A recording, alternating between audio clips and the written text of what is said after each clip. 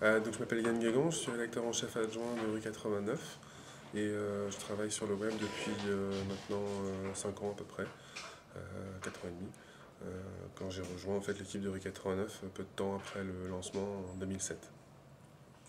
En fait, le gros de mon travail maintenant, ça consiste à faire la passerelle entre les journalistes et les développeurs et les graphistes. En gros, faire travailler tout le monde ensemble et si possible dans le même sens sur tous les projets qu'on a sur le web, mais aussi sur le mobile et sur les tablettes.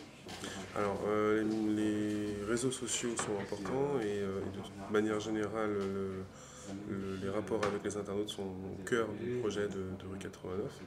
Donc ça veut dire que moi qui étais avant qui occupais la fonction de community manager, je continue beaucoup à m'occuper de ces relations-là, donc des problématiques de modération des commentaires par exemple, tout ce qui est gestion des comptes, fonctionnalité des pages de membres, et puis évidemment rapport avec les gros réseaux sociaux que sont Facebook et Twitter. Donc animation des comptes, création des comptes, promotion des pages, etc.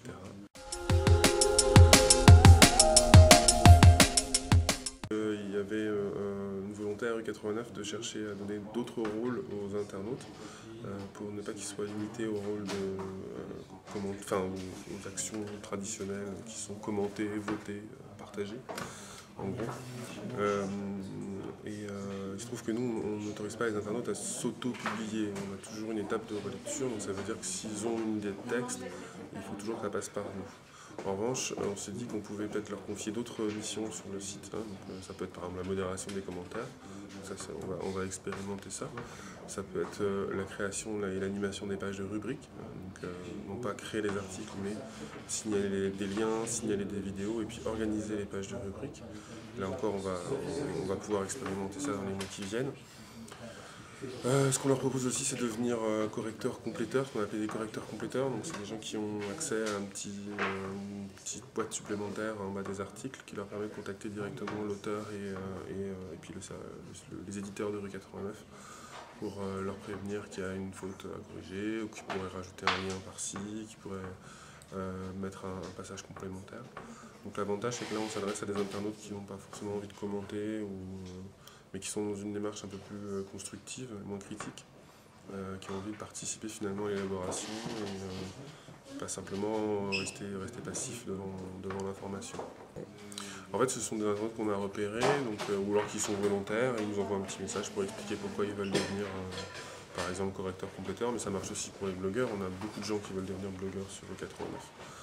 Donc on étudie les candidatures, en fait, on regarde si on les connaît déjà, si on sait que c'est des gens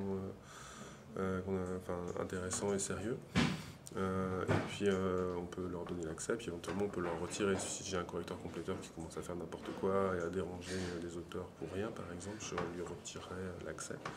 De manière générale, en fait, avec l'habitude, on sait à peu près, en fonction des messages qu'on reçoit, on sait à peu près jauger les gens et voir qui est là pour participer de manière constructive et qui est là pour mettre le souk. On repère assez vite, en fait, maintenant.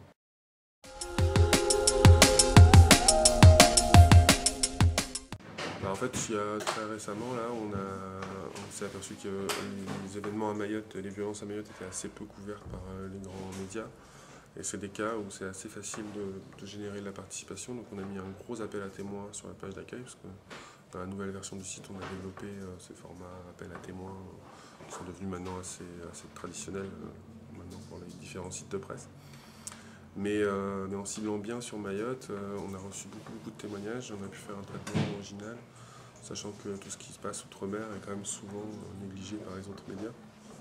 Et on avait des récits très intéressants, parce que quand il y a des moments d'actualité forte, les gens ont envie de témoigner, de raconter, de la même façon qu'ils racontent à leurs amis sur Facebook ou sur Twitter. Bien souvent, si on leur propose, si on les incite à ça, ils vont avoir envie de témoigner aussi pour Rue 89, pour élargir un peu l'audience.